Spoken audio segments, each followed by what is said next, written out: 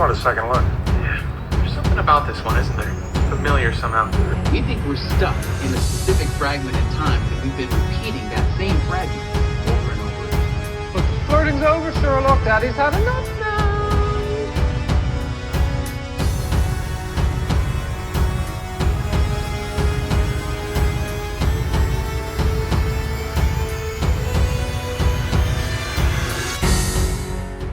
Hello, welcome to You've Seen It Before, TV Reviews Connections in Mind. The Orville New Horizons is the oft-delayed and long-awaited third season of The Orville, and once again stars Seth MacFarlane, Adrienne Palicki, Scott Grimes, among so many others, and these are the continuing voyages of the Union starship Orville as the crew has to navigate an increasingly turbulent galaxy filled with not only the specter of annihilation by the robotic Kalon, but also social issues in among the Union itself. Now, this video review will contain spoilers of the Orville New Horizons, as well as some other things. I'll be doing my spoiler-free thoughts first and foremost, but just so you know, there will be some spoiler thoughts later on in this video. So with that being said, let's get into spoiler-free thoughts for the Orville New Horizons. Is it a return to form? Is it a good season of TV? Has anything changed for the better or the worse? I would say yes to all the above because, quite honestly, we've been waiting, me personally and presumably other fans of the Orville have been waiting for this season for quite a while. It's crazy to think that season 1 of the Orville came out in 2017. And, you know, season 2 was 2018, it ended in 2019. We were fully expecting season 3 to come in 2020, but of course that didn't happen.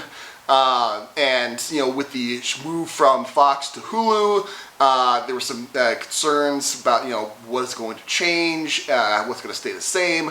And I can quite positively say one of the better changes with this change from Fox to Hulu, as well as waiting, you know, close to 2 years after the third season was supposed to air, is, you know, there is a massive upgrade as far as the visual effects go in this season. Because not that the visual effects in the previous 2 seasons were bad, it's just that this seems to have kicked it up a notch, and you can tell that the sets kind of went through a Star Trek Generations sort of treatment where it was described in the production of Star Trek Generations that, you know, once the Enterprise D went from, you know, season 7 of the Next Generation to the movie treatment, that they gussied up some of the sets, and it was described like, you know, this is what it always looked like the whole time, you just didn't realize it. And the same sort of things happening here with the sets on the Orville, as well as, you know, the visual effects all around, and it really shows. You know, the visuals really did do a top notch. And also, you know, you get to do a lot more now that you're on a streaming platform rather than a network, a broadcast network, because especially near the second half of the season, you got, you know, feature-length episodes on here. Not quite as bad as, you know, the length of episodes as Stranger Things season 4 was going, but this definitely gives the stories enough room to breathe, gives them the treatment that they deserve, and I think this the stories are all the better for it. Because quite honestly, you got some of the best episodes, the storylines in this season that you've gotten through the entire series so far. However, that does lead me to a little bit of a negative, and this is more of a personal preference on my end. I'm sure maybe it didn't affect anyone else the same way, but if you have been following the Orville since the beginning, you may notice in this season that the humor in this season has really taken more of a backseat to the dramatic things, and that's not necessarily a bad thing.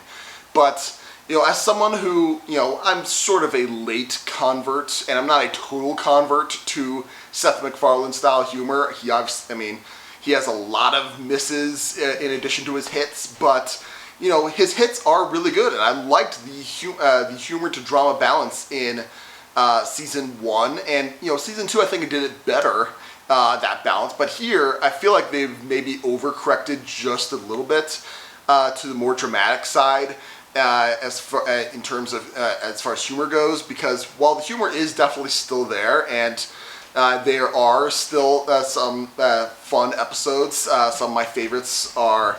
I'll talk about them in the spoiler things, but I do have. There are some more humor-centric episodes than others in this season, and I do really enjoy those. However, for me, it's kind of along the same lines as MASH, because MASH, excuse me, MASH in its first about 4, maybe 5 seasons, it was primarily a comedy show with some dramatic elements thrown in there, and not the dramatic elements in those early episodes were bad. It's just that they were not the primary focus of the series. Whereas, the second half of the series, around season 5 to season 10, the end, it flip flopped because they got new writers and new characters and so forth. It became more of a drama, and the humor was still there, but that humor also took more of a backseat to things. And I'm not saying that the back half of MASH is any worse than the front half, but I'm saying I much prefer it the original way of MASH. I much prefer the earlier seasons to the later seasons because I prefer that balance more towards the comedy side rather than the drama side. Not to say that the humor and drama is bad in either case. Same thing goes with Orville. I'm not saying that the balance is bad in New Horizons. I will say that I much prefer the earlier seasons in that, and that's just my personal preference. But I think anyone going into this will have a good time watching. And if anyone was more turned off by Seth MacFarlane's style of humor, they might find this better for the most part, because the Seth MacFarlane-ness has really been toned down a lot, and it's that kind of humor has really only channeled between Gordon and Bortus, and they're really the main comic relief in this season for the most part. And that, again, take it for what it is. Your results may differ.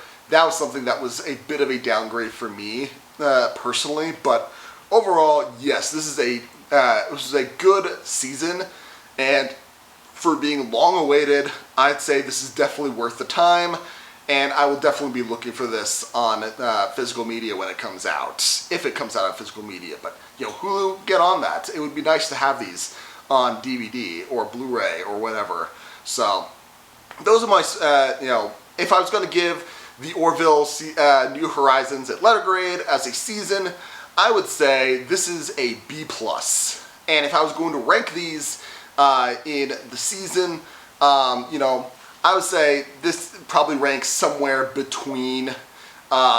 Season 2 is probably still my favorite of the seasons, but it's better than season 1 as a seasons overall. I think there are specific episodes from both those seasons that are better than specific episodes in this third season, but we're talking overall seasons here. So B+ is my overall rating for the Orville New Horizons. So those are my spoiler-free thoughts on the Orville New Horizons. Now let's get into some spoiler talk as to certain plot developments and character arcs that may seem familiar to you and where you may have seen them before. Now, I'm not going to do a episode-by-episode breakdown of the season. I'm going to talk more holistically. If you want the episode-by-episode breakdown, I'll refer you back to my episode reactions that I did to each and every episode this season, where I talk more about the similarities between other things in each episode. But, overall season-wise, I would say this is very much akin to Star Trek Deep Space Nine, especially the Dominion War arc, so season 6 and 7, where we're talking about here, where, you still get some of those goofy episodes, but it's more dramatic focused, and, talking about, holding on to morality and holding the moral high ground in the face of, imminent defeat, that sort of thing. But, overall, I would say the overall vibe of this season and this series overall continues to be Star Trek The Next Generation. And really, if you're like me and you like you like generally what's coming out of CBS as far as new Star Trek shows, the second Trek Renaissance, as it were. But you're not like wowed by it. You still kind of prefer the Rick Berman era and Brandon Braga era things. Next Gen, Deep Space Nine, Voyager, Enterprise, that sort of thing. Then this is more of a throwback to that. The Orville New Horizons is keeping the spirit of that kind of series alive for this new generation. And I feel like this is an important series to have that carry that torch alongside the newer Star Trek, because, yeah, not to say that the new Star Trek series are doing anything wrong per se, or it's not important that they're doing what they're doing, but sometimes it's nice to be able to, it's important not to forget that spirit that was the core of the first Trek Renaissance, if you know what I mean. So, I mean, some of my favorite episodes of this season were definitely the Mortality Paradox, where the crew is stuck in a basically giant holodeck and they're getting scared to death through various scenarios, and each one more ridiculous than the next. And also Domino, where episode 9, where you get the gigantic space battle going on. That was just amazing as far as the episode goes. And as far as my least favorite episodes, if I was going to point to one, I would say it's Gently Falling Rain, where the Krill storyline, and then you introduce Ed's daughter, Anaya, I should say, with the Krill. I forget her name off the top of my head, but she, the fact that character didn't really play a role in the rest of the season, and we're still unsure if there's going to be a season 4. That has yet to be officially confirmed, as far as I know. But if that's all it is, I feel like that was just kind of a wasted setup for me. So yeah, that was my least favorite episode. But what did you think of the Orville New Horizons? Did you like it? Did you not like it? What about my analysis? Do you agree? Disagree? Did I miss anything? Let me know in the comments down below. Thank you so much for watching. I appreciate whatever audience I can get. Be sure to look for my next movie review, which will be for, I believe, Black Adam, which comes out October 21st. I might add something to the schedule in between now and then, but also look for my other TV reviews, which upcoming TV shows that I'll be reviewing include She-Hulk Attorney at Law and Season 3 of Star Trek Lower Decks. So look for that, and coming soon on my channel. If you liked this video or any other video on my channel, please give me a like, share, and especially subscribe. I would very much appreciate it. Again, thank you so much for watching, but just remember, there is nothing new under the sun, and yes, you have seen it before.